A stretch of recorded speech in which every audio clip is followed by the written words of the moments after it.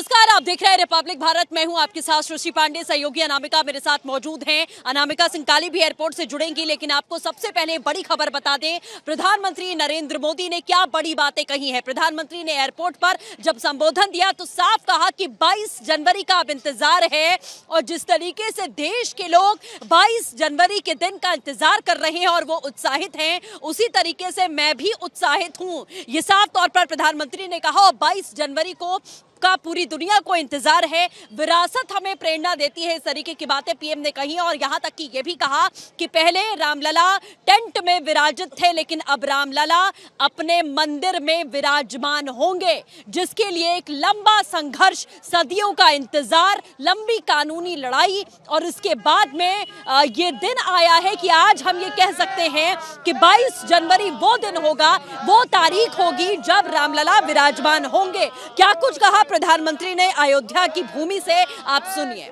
आधुनिक भारत में महर्षि Valmiki international airport Ayodhya धाम हमें दिव्य भव्य नव्य राम मंदिर से जोड़ेगा।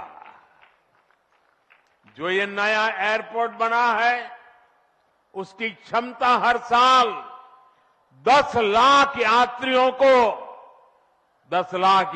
को सेवा करने की क्षमता है। जब इस एयरपोर्ट के दूसरे तरफ का काम भी पूरा हो जाएगा, तो महर्षि वाल्मीकि इंटरनेशनल एयरपोर्ट पर हर साल 60 लाख यात्री आ जा सकेंगे। अभी अयोध्या धाम रेलवे स्टेशन पर हर रोज 10-15 हजार लोगों को उनकी सेवा करने की क्षमता है। स्टेशन का पूरा विकास होने के बाद अयोध्या धाम रेलवे स्टेशन पर हर रोज 60,000 लोग आ जा सकेंगे। साथियों, एयरपोर्ट, रेलवे स्टेशनों के अलावा आज यहां अनेक पथों का, मार्गों का भी लोकार्पण हुआ है। राम पथ, भक्ति पथ, धर्म पथ और श्री राम जन्मभूमि पथ से आवाजाही और सुगम होगी। अयोध्या में आज ही कार पार्किंग स्थलों का लोकार्पण किया गया है।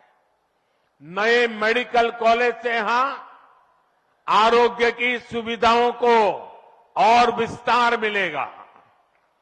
सरयू जी की निर्मलता बनी रहे, इसके लिए भी डबल इंजन सरकार पूरी तरह समर्पित है। सरयू जी में गिरने वाले दूषित पानी को रोकने के लिए भी काम शुरू हुआ है। राम की पैड़ी को एक नया स्वरूप दिया गया है। सरयू के किनारे नए नए घाटों का विकास हो रहा है। यहां के सभी प्राचीन कुंडों का पुनरुद्धार भी किया जा रहा है। लता मंगेशकर चौक हो या राम कथा स्थल, ये अयोध्या की पहचान बढ़ा रहे हैं। अयोध्या में बनने जा रही नई टाउनशिप यहां के लोगों का जीवन और आसान बनाएगी। विकास के इन कार्यों से अयोध्या में रोजगार और स्वरोजगार के नए अवसर भी बनेंगे।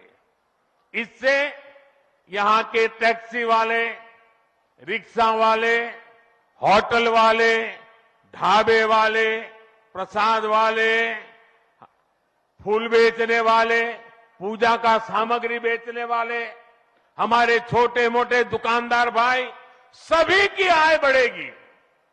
मेरे परिवारजनों, आज यहां आधुनिक रेलवे के निर्माण की तरफ एक और बड़ा कदम देश ने उठाया है।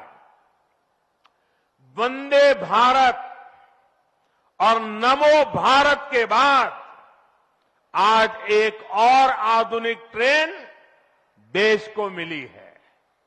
इस नई ट्रेन सीरीज का नाम अमृत भारत ट्रेन रखा गया है।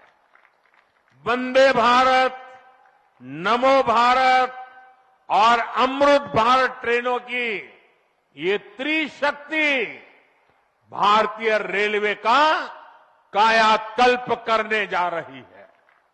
इससे बड़ी खुशी की बात क्या हो सकती है कि पहली अमृत भारत ट्रेन अयोध्या से गुजर रही है।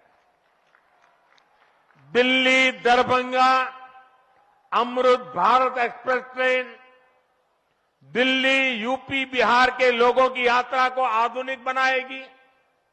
इससे बिहार के लोगों के लिए भव्य राम मंदिर में विराजने जा रहे रामलला के दर्शन को और सुगम बनाएगी। ये आधुनिक अमृत भारत एक्सप्रेस ट्रेन विशेष रूप से हमारे गरीब परिवार, हमारे श्रमिक साथियों को बहुत मदद करेगी। श्री रामचरित मानस में गोस्वामी तुलसीदास जी ने कहा है, परहित सरिस धर्म नहीं भाई, पर पीड़ा सम नहीं अदमाई।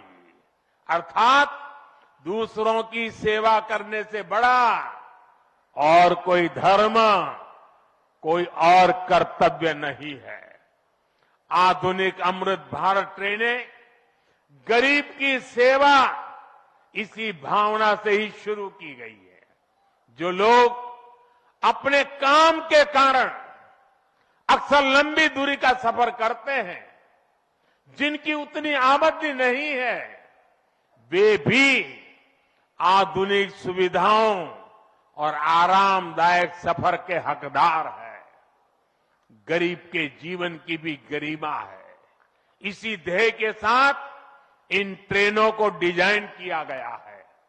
आज ही पश्चिम बंगाल और कर्नाटका के साथियों को भी उनके राज्य की पहली अमृत भारत एक्सप्रेस ट्रेन मिली है।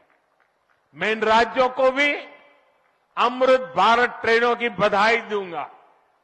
मेरे परिवारजनों, विकास और विरासत को जोड़ने में वंदे भारत एक्सप्रेस बहुत बड़ी भूमिका निभा रही है।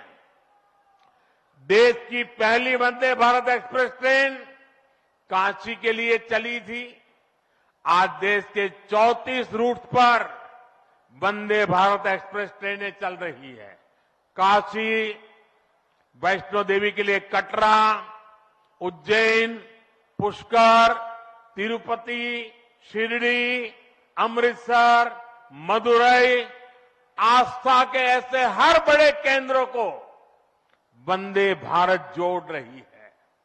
इसी कड़ी में आज अयोध्या को भी वंदे भारत ट्रेन का उपहार मिला है।